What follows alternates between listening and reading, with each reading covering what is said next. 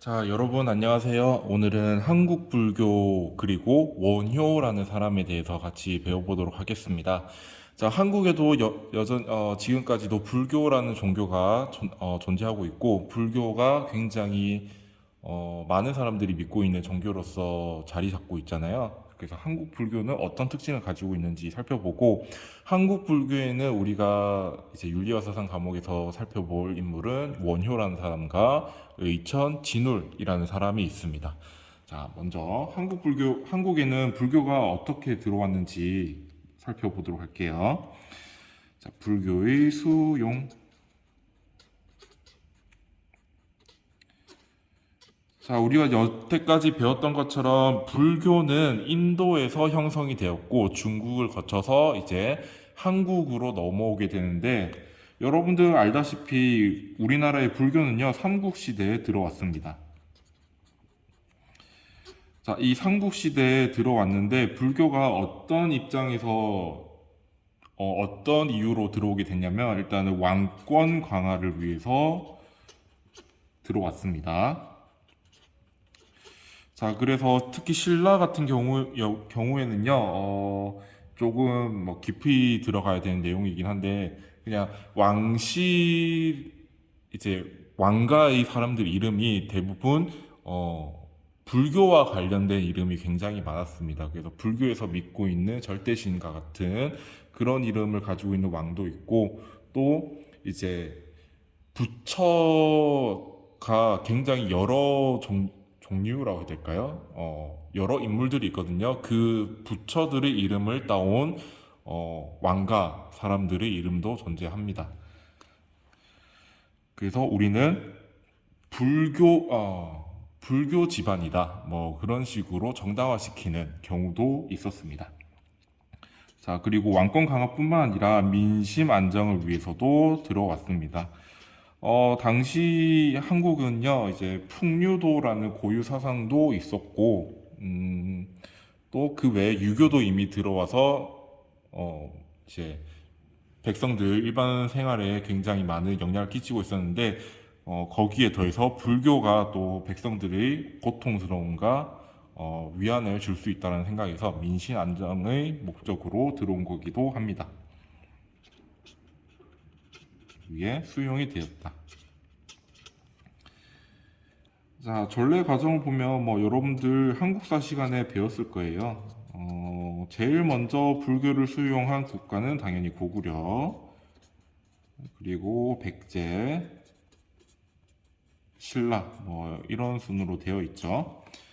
자, 그리고 뭐 백제는 뭐 알다시피 일본에 불교를 전파해주기도 했다, 뭐 그런 얘기도 하는데, 우리 핵심은 그게 아니고 여기에 뭐 통일신라. 그냥 여러분들 참고로 알면 좋은 게요, 고구려 백제 신라 시대에는요, 우리가 앞에서 배웠던 교종과 선종 중에서 교종이 먼저 들어왔습니다. 그래서 고구려 백제 신라는 일단 교종을 중심으로 한 불교라는 거 여러분들이 기억하면 좋겠고, 통일신라에 들어와서 이제 선종이 들어오게 됩니다. 자, 이렇게 교종과 선종이 들어오게 되었습니다. 자, 그리고 통일신라가 영원히 지속되지 않죠. 결국에는 멸망하고 고려라는 국가가 나오는데, 이 고려는요, 조금 여러분들이 눈여겨봐야 돼요. 앞에 교종이 있었고 선종이 있었죠. 그래서 고려 시대에는 교종과 선종을 통합하고 조화시키려는 노력들이 굉장히 많이 보입니다. 교종과 선종의 조화를 추구한다.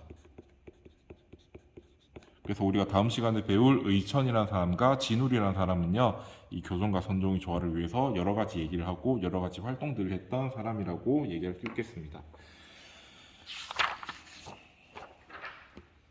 자, 그러면 한국 불교의 특징은 무엇이냐?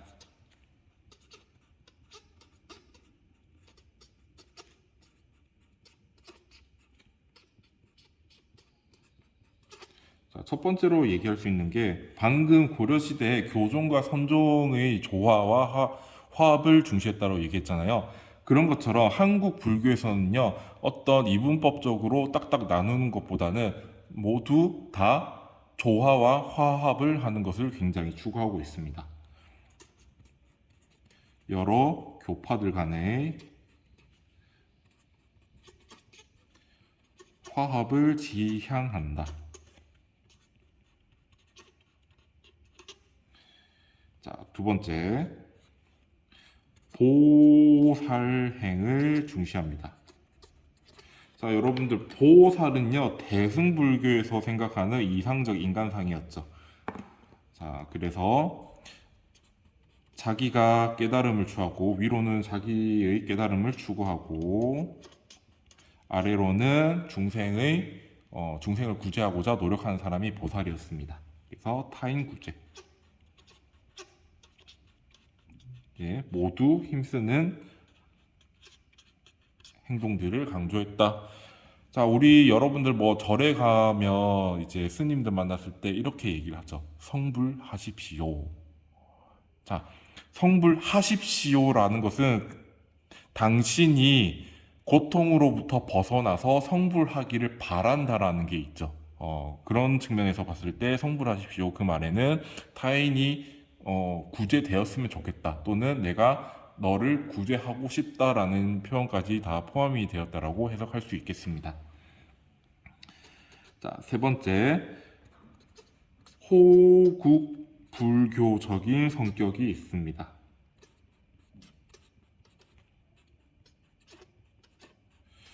자, 다른 나라에서는 그렇게 찾아보기 굉장히 어려운 일인데 우리나라에서는 유독 자주 보이는 모습입니다. 호국이라는 건요, 어떤 얘기냐? 우리의 민족과 그리고 국가를 수호해야 된다라는 얘기예요. 여러분들 우리가 불교를 생각했을 때는 살생해서는 안 된다라는 얘기가 여러분들 기본적으로 알고 있잖아요. 자, 그런데 우리나라가 위협에 처했을 때 외세의 침략으로부터 위협을 받을 때 우리나라를 지켜야 된다라는 성격이 굉장히 강합니다.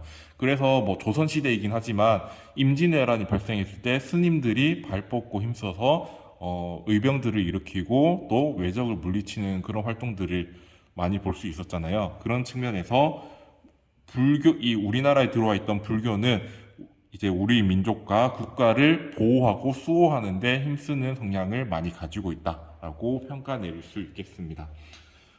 굉장히 독특한 측면이긴 해요. 다른 나라에서는 불교라고 하면은 다른 존재들을 해쳐서는 안 된다라는 것이 강하기 때문에 이런 호국 불교적인 성향이 강하게 드러나지 않는데 우리나라에서는 유독 호국 불교적인 성향이 굉장히 강하게 드러났다라고 얘기할 수 있겠습니다. 자, 이 정도 하면은 한국 불교의 대략적인 이제 불교의 수용 과정과 특징에 대해서 살펴볼 수 있었고요. 이제 배울 사람은 이제 원효라는 사람입니다.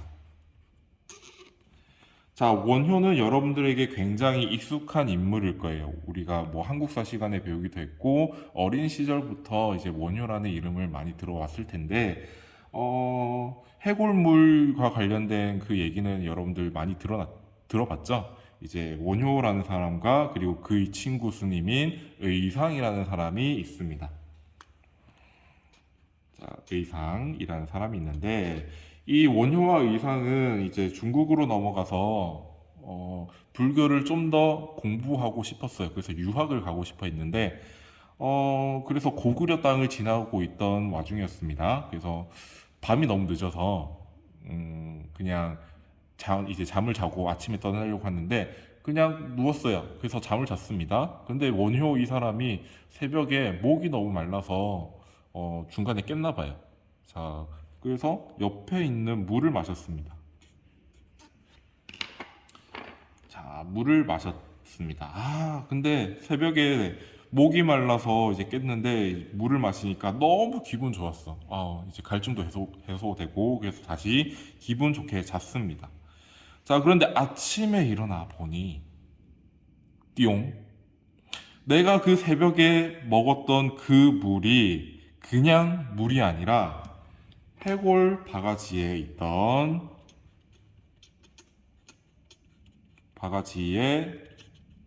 고여 있던 썩은 물이었습니다. 자, 이것을 깨닫는 순간 어떻겠어요? 당연히 구역질이 막 나겠죠. 내가 이렇게 지저분하고 더러운 물을 먹다니 라고 구역질이 막 합니다. 자, 그런데 자, 구역질. 그런데 여기서 깨달음을 얻게 됩니다.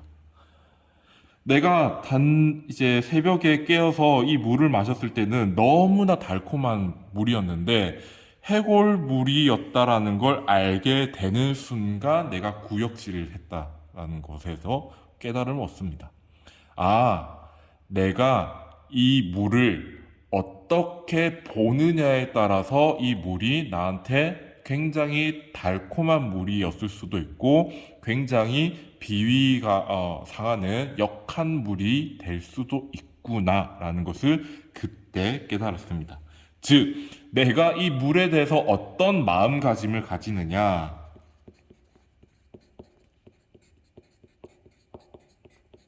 어떤 마음을 가지느냐에 따라서 이 세상이 다르게 보일 수 있다라는 것을 깨닫게 된 거죠.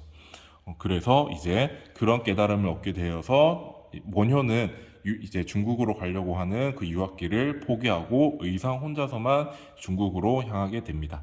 자, 그리고 이 원효는요, 이제 자신이 깨달은 바를 혼자서 이제 간직하고 있던 게 아니라 일반 백성들에게 널리 알리기 위해서 많은 힘을 기울였던 사람입니다. 그래서 지금까지도 많은 칭송을 받고 있는 거죠.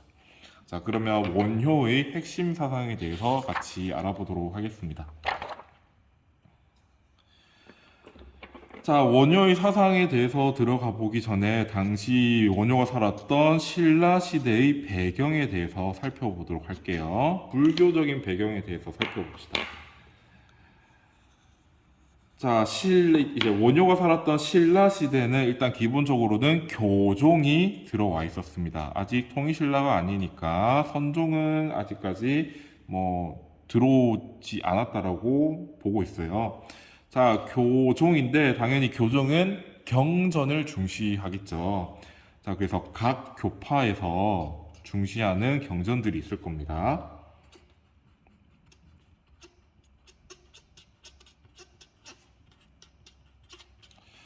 자, 그래서 각 교파에서 받드는 경전들이 있는데 이 사람들이 자기가 중시하는 경전을 바탕으로 다른 경전을 해석합니다.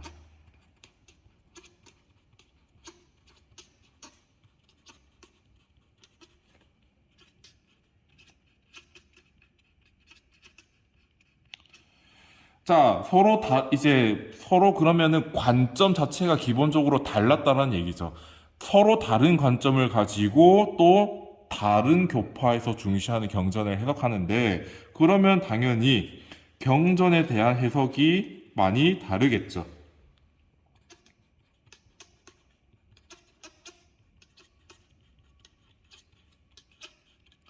자, 그래서 여기서 문제점이 발생합니다.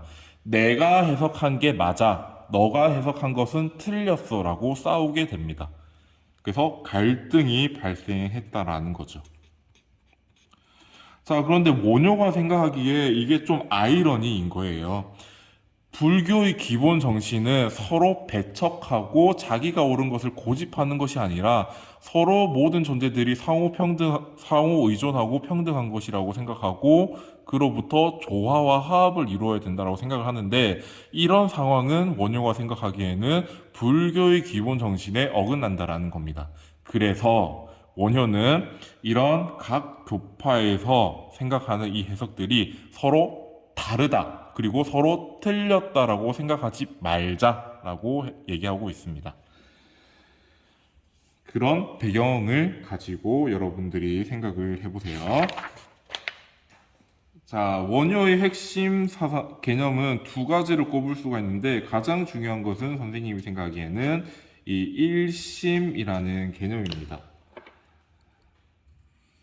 자, 일심.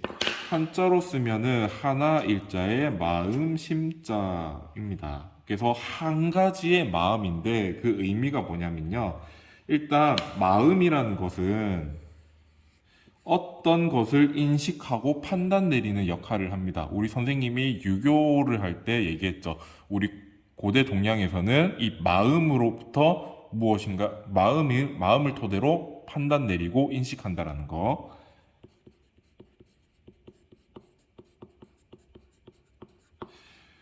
자, 그래서 이 일심은 어떤 의미를 가지느냐?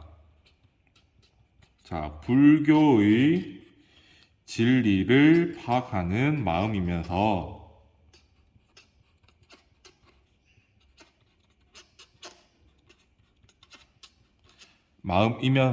동시에 현실에 존재하는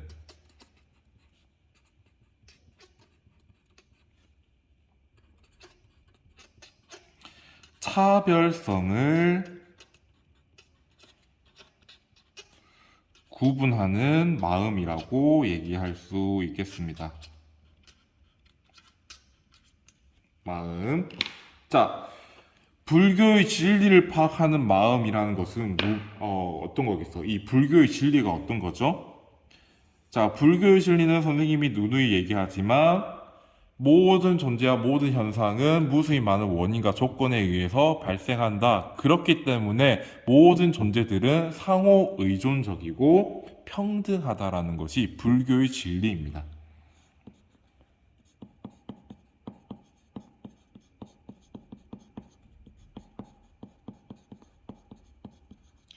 자, 그래서 우리는 이 마음을 바탕으로, 이 세상의 모든 존재들은 서로 의존하고 있고 평등한 존재구나를 파악할 수 있습니다.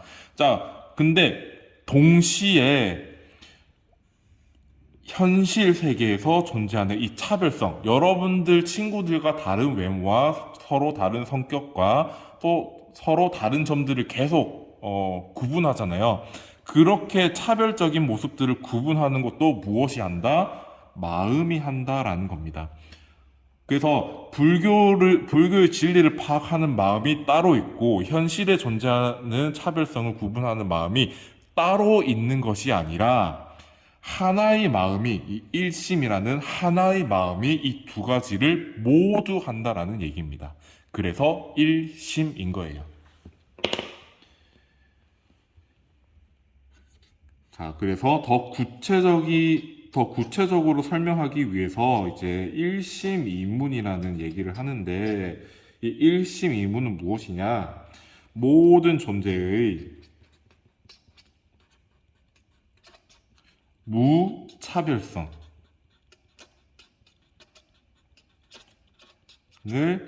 인식하는 측면과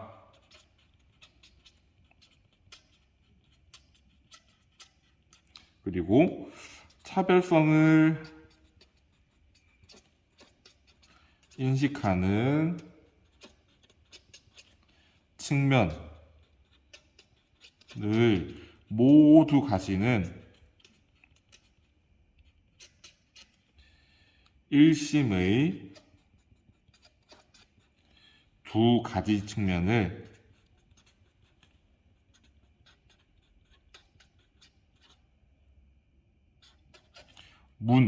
우리 이제 들락날락하는 문 있죠, 문으로 비유하고 있는 얘기입니다.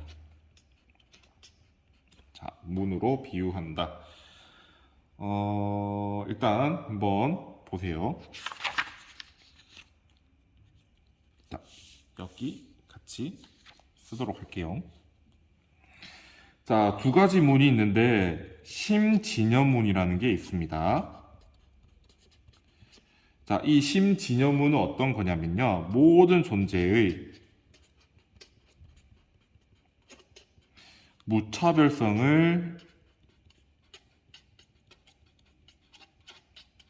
인식하는 마음의 측면을 이제 문으로 비유했을 때 심진여문이라고 하는 겁니다.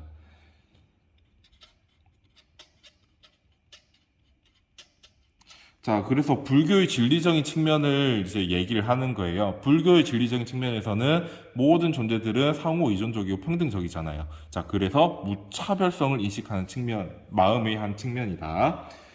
자, 그래서 당연히 이 심진여문의 입장에서는 분별과 대립이 소멸되는 상태겠죠. 그래서 심진여문의 입장에서 세상을 바라본다면 분별되는 것도 없고 서로 대립할 것도 없는 상태인 겁니다. 왜? 모든 존재는 상호 의존적이고 평등하니까. 그래서 전체적인 관점에서 봤을 때는 모든 존재들은 하나라고 얘기할 수 있는 거죠. 그리고 이런 측면은 마음의 맑고 참된 측면이라고 얘기하고 있습니다. 참된 모습이다. 자, 반대로 심진여문이 이러는 거라면 이와 반대되는 심생멸문이라는 것이 있습니다. 자, 이것은 모든 존재의 현실적인 차별성을 인식하는 측면을 이제 문으로 비유했을 때 심생멸문이라고 하는 거죠.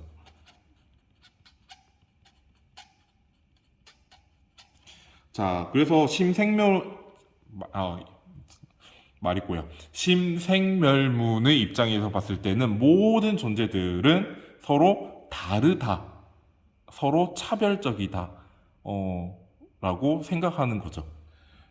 그래서 이런 입장에서 세상을 바라봤을 때는 분별과 대립을 발생시킨다.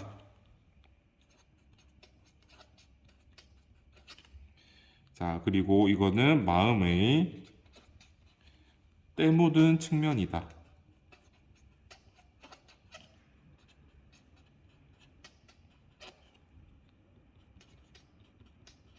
라고 얘기하고 있습니다. 자, 여러분들 근데 이렇게 말로만 해서는 무슨 얘기인지 잘 모르겠죠? 자, 그러면 같이 보도록 합시다.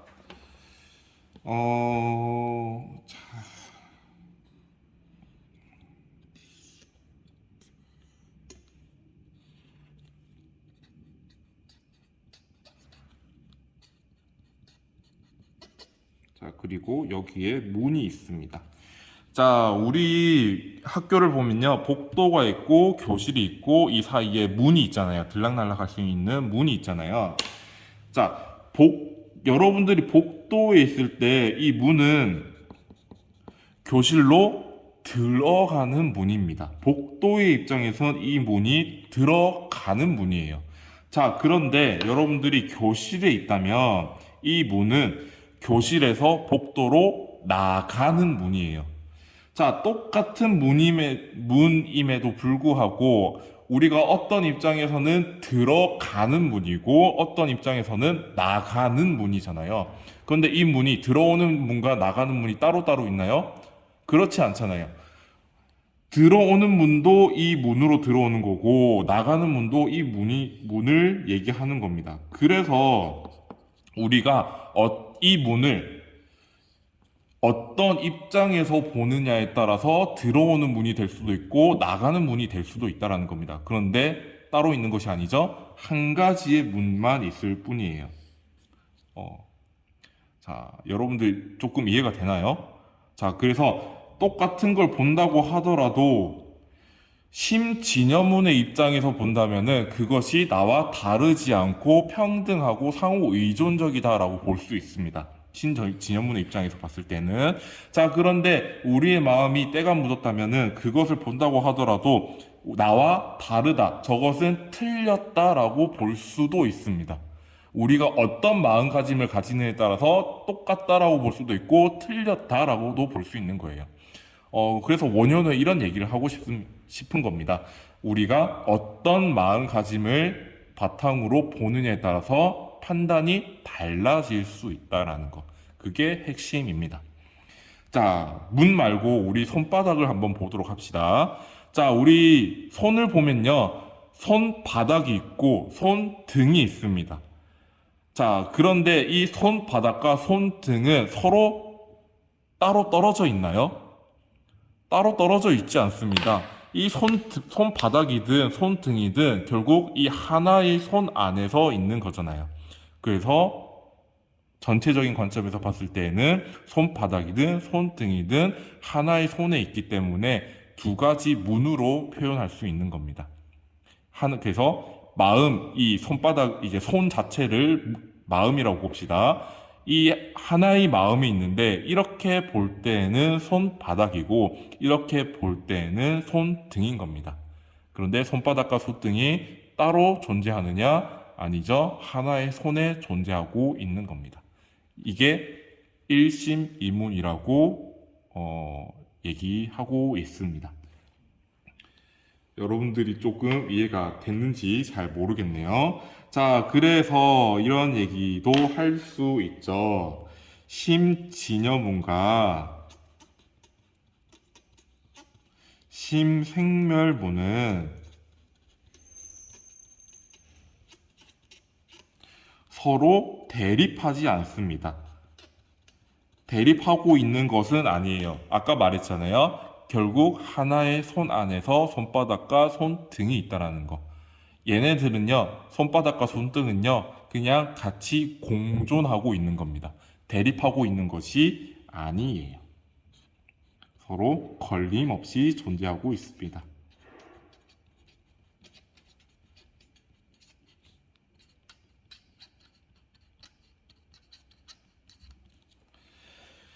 자, 그래서 다시 한번 여러분들한테 강조하는 것은 우리가 어떤 마음으로 보느냐에 따라서 판단이 달라질 수 있다. 심진여문의 입장에서 봤을 때는 저것은 나와 평등하다, 같다라고 얘기할 수 있는 것이고, 심생멸문의 입장에서 봤을 때는 저것은 나와 다르다. 더 극단적으로는 저것은 나와 다르기 때문에 틀렸다라고도 판단 내릴 때도 있다라는 겁니다. 그런데 그 마음이 서로 따로 떨어져 있느냐? 그건 아니다. 한 가지 마음이 있을 뿐이고, 그 마음을 어떻게 쓰느냐에 따라서 달라질 뿐이다 라고 얘기하고 있는 게 일심사상, 그리고 일심이문이라고 얘기하고 있습니다. 자, 왜 A4용지가 나오죠?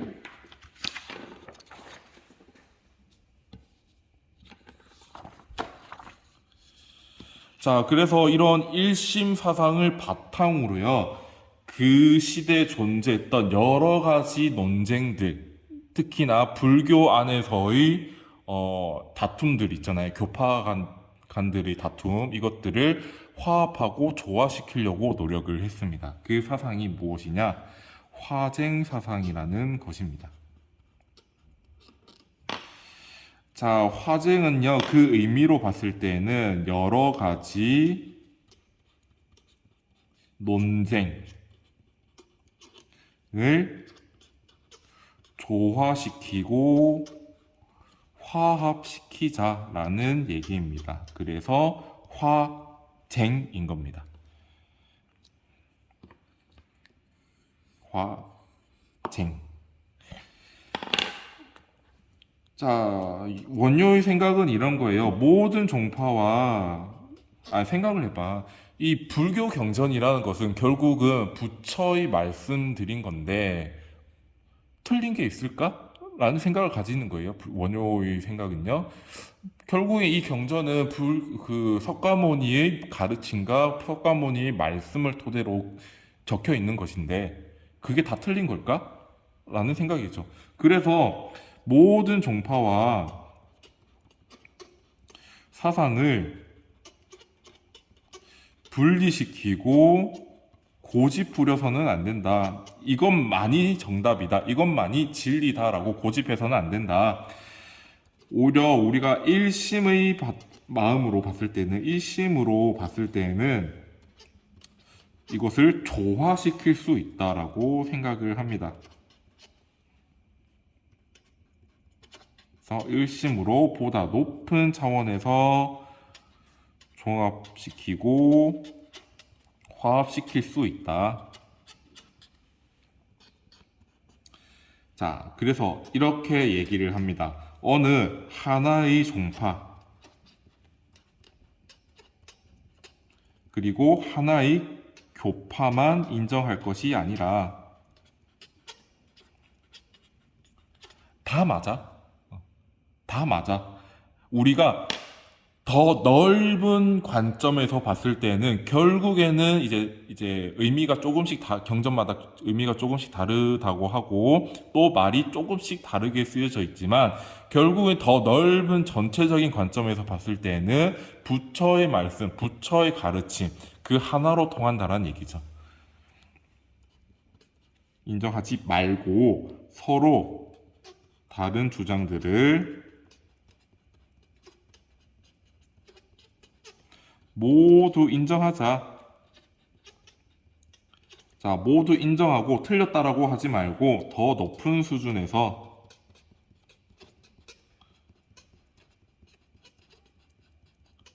포괄하자라는 얘기를 하게 됩니다. 그래서 여러 가지 논쟁들을 조화와 화합을 시킬 수 있다라고 생각을 했습니다. 자, 이 화쟁에는요, 한 가지 논리가 있는데 그 논리를 원융회통이라고 합니다.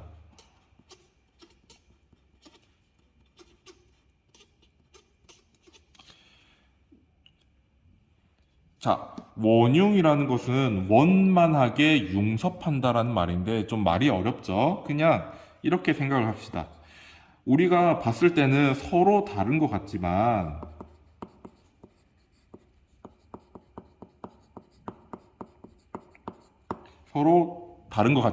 사실 우리는 원만하게 존재하고 있어. 자, 우리가 이 세계를 한번 봅시다. 여러분들의 친구와 그리고 여러분들과 선생님은 서로 다른 외모와 서로 다른 성격과 서로 다른 성별을 가지고 있죠.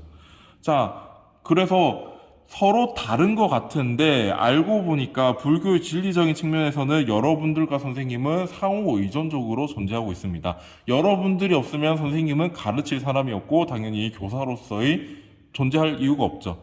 또 마찬가지로 선생님이 없다면 여러분들은 윤리와 사상의 수업을 뭐 듣지 못한다던가 또는 다른 사람에게 듣고 있어야 되죠. 자, 그래서 우리는 모든 존재들은 상호 의존적으로 서로 다른 것 같지만 상호 의존적으로 존재하고 원만하게 서로 배척하는 상태로 있는 것이 아니라 원만하게 존재하고 있습니다. 조화를 이루면서 살고 있다는 얘기죠. 그게 원융. 자, 회통은 무엇이냐? 한 가지로 돌고 돌아서 한 가지로 통한다라는 얘기입니다. 하나로 통합될 수 있다. 자, 그래서 우리가 눈으로 보는 여러분들 눈앞에 펼쳐져 있는 이 세계가 아니라 좀 더 넓은 관점으로 본다면은 이 세계는 결국 하나의 세계일 뿐입니다. 그 하나의 세계에서 그 하나의 세계 안에 각자들이 서로 조화를 이루면서 살고 있는 것이죠. 그래서 더 넓은 관점에서 본다면, 더 거시적인 관점에서 본다면 우리는 결국 하나이기 때문에 통합할 수 있다라는 얘기입니다. 자, 그러면 방금 얘기했던 거 봅시다.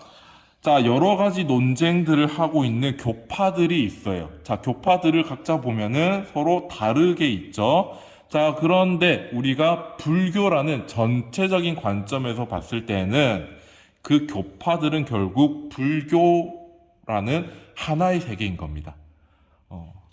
이해가 되나요? 자, 그래서 우리는 서로 다투지 않고 조화를 이루면서 화합을 이루면서 존재할 수 있다라는 겁니다. 그래서 우리 다투지 말고 조화와 화합을 이루자라는 것을 계속 강조하고 있습니다. 목이 자꾸 걸려요.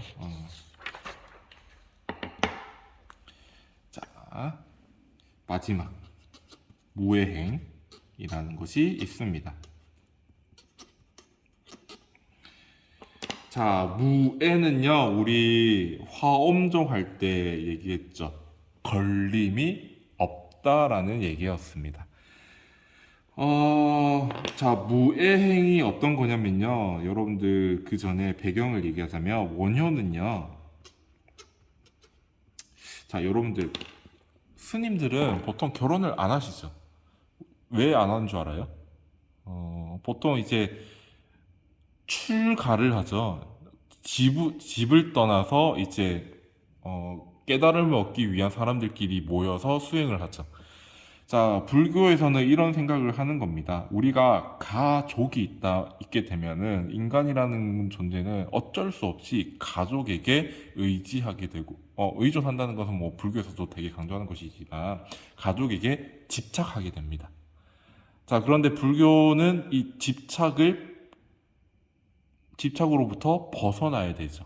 그렇기 때문에 많은 이제 깨달음을 얻고자 수행하는 분들은 집을 떠나서 이제 가족이라는 인연을 어, 좀 끊어내고자 한다는 것은 좀 의미가 이상한데, 아무튼 집착하지 않기 위해서 좀 더 수행에 집중하기 위해서 이제 출가를 하는 거고, 결혼도 하지 않는 겁니다.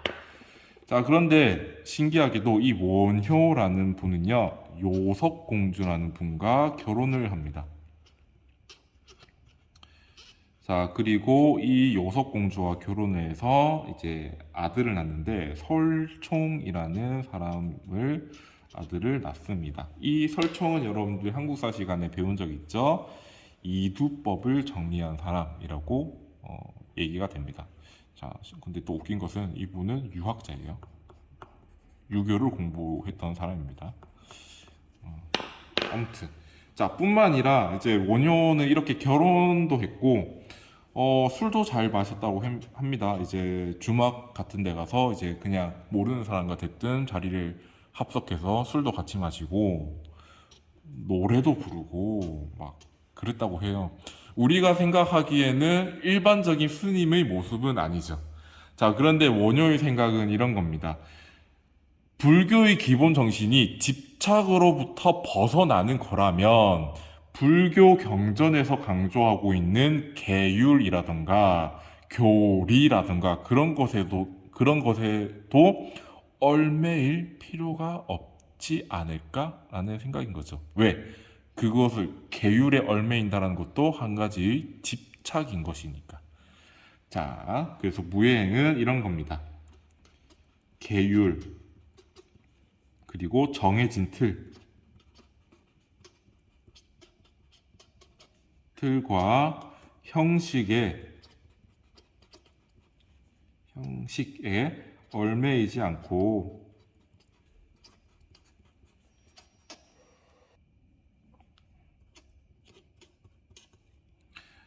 수행하는 것.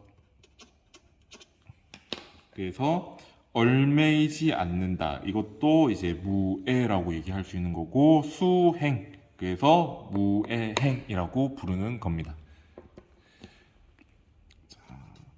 자, 그리고 이분은요, 이제, 원효가 살던 신라에는 교종이 이제 핵심이었죠. 아직까지 통일신라 시대도 아니고, 선종이 들어오지도 않았고, 교종이 핵심이었습니다. 그런데 선생님이 교종을 얘기할 때 또 얘기했었죠. 교종에서 중시하는 경전은 무엇으로 쓰여져 있다? 한자로 쓰여져 있다. 자, 그러면 신라 시대에 살고 있던 일반 백성들은 그 경전을 읽을 수 있을까요? 못 읽겠죠. 굉장히 어려운 글자인데. 자, 그래서 이런 일반 백성들에게 이런 얘기를 합니다. 당신들이 나무, 아미, 타불이라는 연불만 외우면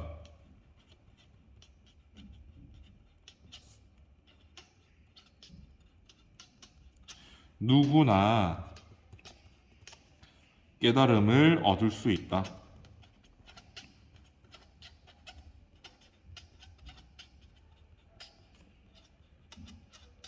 뭐 실제로 나무아미타불만 연물만 외우면은 깨달음을 얻을 수 있는지 없는지는 잘 모르겠는데, 아무튼 원효라는 사람은요, 일반 백성들이 깨달음을 얻게끔 노력했다라는 것이 여러분들이 기억을 하면 되겠습니다. 그래서 이렇게 간단하잖아요. 굉장히 간단합니다. 6글자밖에 안 돼요. 나무아미타불, 이 연물만 계속 외다 보면은 이제 그 각자 마음속에 있던 불성이 이제 회복되어서 깨달음을 얻을 수 있다라는 얘기를 하고 있습니다. 자, 그래서 이거에 대한 평가가 어떠냐면요. 그 당시에는 불교는 말했잖아. 경전은 굉장히 어려운 글자로 글자인 한자로 쓰여져 있다고. 그래서 귀족화되어 있었습니다. 불교가. 특히 왕실을 중심으로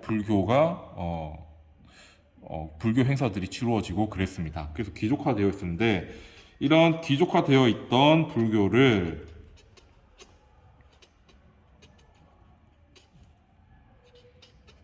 대중들에게 설파했다. 대중화하는데 기여했다라는 평가를 할 수 있습니다.